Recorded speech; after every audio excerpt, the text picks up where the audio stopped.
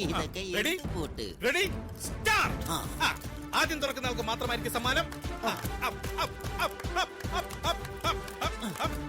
സാറെ വെറുപ്പിക്കല്ലേ, കോൺസെൻട്രേഷൻ പോകും. നോക്ക് തുറക്ക്. ആദ്യം തുറക്കുന്ന ആൾക്കായിരിക്കും ഉജ്ജ്വലമായ സമ്മാനം ലഭിക്കുന്നത്.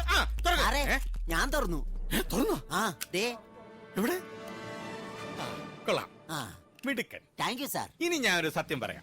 കഴിഞ്ഞ ആഴ്ച ഇവിടുത്തെ സ്റ്റോർ റൂം കുത്തി തുറന്നത് ആരാണെന്ന് അറിയാൻ ഞാൻ നടത്തിയ ഒരു അന്വേഷണമായിരുന്നു ഇത്. മത്സരമല്ലെങ്കിലും ഇവനുള്ള ട്രോഫി ഞാനിപ്പോ കൊടുക്കാൻ പോവാ. നീ ഏത്തപ്പഴം കട്ട് തിന്നല്ലടാ. ഒന്ന് നിന്നേ. എങ്ങനെയുണ്ട് ട്രോഫി? ഇതൊരുമാതിരി മറ്റേ എവറോളി ട്രോഫി ആയി പോയി. ഇത് തിരിച്ചു തരണ്ട.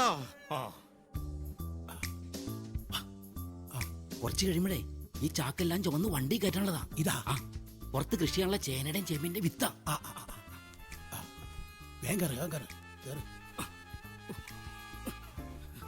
എടാ എന്റെ ചാക്ക് നീ തന്നെ ചുമക്കണം, അല്ലെങ്കിൽ അകത്ത് ആളുണ്ടെന്ന് മനസ്സിലാവും. വേഗം ആകട്ടെ. അതെ, പറഞ്ഞ പോലെ നീ എന്റെ വീട്ടിൽ കാശെത്തിക്കണോട്ടാ. ആണ്, നിന്റെ അച്ഛന് കൊടുക്കാനുള്ള 2000 രൂപയും ഒരു ബ്രാൻഡിയും മൂക്കിപ്പിടിയല്ലേ, അത് ഞാൻ ഏറ്റുവന്ന്. അതുകൊണ്ടാ ഞാനിപ്പോ കൂട്ടിക്കണത്. വേഗം ആട്ടുന്നു. ഇതൊക്കെ നിൽക്കട്ടെ. അടി കൂട്ടി അങ്ങോട്ട് ഇളക്കടാ.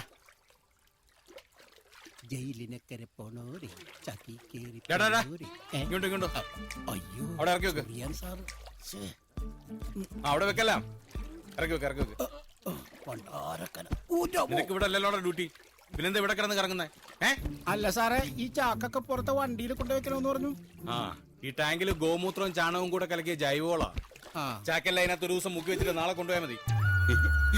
എല്ലാം കൂടെ ഇതിനകത്തോട്ട് നിന്റെ മോളെ ഇപ്പൊ കിള്ളൂടാ. മെല്ലെ മെല്ലെ അതിനെടുത്തിട്ട്. അല്ല ഇതിപ്പോ എടുക്കാം. എന്താണ് ഇത്? നിന്ന് വട്ടം ചവിട്ടാ മാറി മാറിക്കടങ്ങോട്ടോ. അതെടുത്തിട്ട്. ഈശ്വര, ഈ ആത്മാവിന് കൂട്ടായിരിക്കണേ. അയ്യോ.